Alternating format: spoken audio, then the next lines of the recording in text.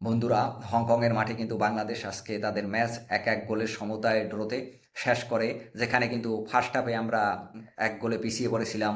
Hong Kong কিন্তু একটি penalty পেয়ে যায়, যেখানে আমাদের যে ডিফেন্স তিনি স্লিপ করে পড়ে যান। পরবর্তীতে তিনি হংকংয়ের একটি প্লেয়ারকে ট্যাকেল করে বসেন।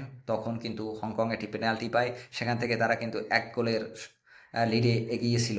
কিন্তু খেলার একেবারে শেষের দিকে এসে বাংলাদেশ কিন্তু গোলটি পরিশোধ করে ১-১ সমতায় শেষ করে। আজকের খেলা নিয়ে আমার আসলে মিক্সড ফিলিংস। যদি বলেন গেছে ম্যাচটার থেকে কিন্তু আজকে বাংলাদেশ ভালো ফুটবল খেলেছে, ভুল কম করেছে, সেই জিনিসটা কিন্তু দেখার মতো।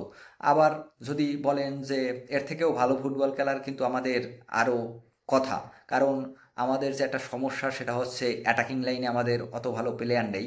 আমরা যদি অ্যাটাকটাকে আরও ভালোভাবে করতে পারি, সেখানে কিন্তু আমরা আরও গোল পাওয়ার সম্ভাবনা থাকে বা প্রতিপক্ষের সাথে ম্যাচ জেতার সম্ভাবনা বেড়ে যায়। এই একটা জায়গায় কিন্তু আমাদের মাথায় রাখতে হবে। তাছাড়া আমাদের কোচ নিয়ে একটা অভিযোগ আছে। এই বাংলাদেশের যে কোচ হাবিয়ের কার্জবেরা, তিনি আসলে ফুটবলারদের কতটা ম্যানেজ করতে পারেন বা কতটা ভালোভাবে তিনি এই দলটাকে সামলাতে পারেন, সেটা নিয়ে আমার সংশয় আছে। এখন বাংলাদেশের ভাবা উচিত, যেহেতু আমাদের কিছু হাই প্রোফাইল প্লেয়ার এখন আছে, যে হামজা চৌধুরী, শামির সোম, এদের মতো নাম আমাদের সাথে এখন আছে, তো আমাদের একজন হাই প্রোফাইল কোচ দরকার, যার অ্যাম্বিশন বা যে কোচিং সেটা এর থেকে অনেক বেশি বেটার বা ভালো। যদিও একজন হাই প্রোফাইল কোচের বেতন বেশি হবে, তারপরও আমি মনে করি বাংলাদেশ ফুটবল ফেডারেশনের এই জিনিসটাকে ভেবে দেখা উচিত। এখনই একজন ভালো কোচ আনা উচিত যদি আমরা আরও ভালো করতে চাই। দেখা যাক এখান থেকে বাংলাদেশ সামনের ম্যাচগুলোতে কেমন করে।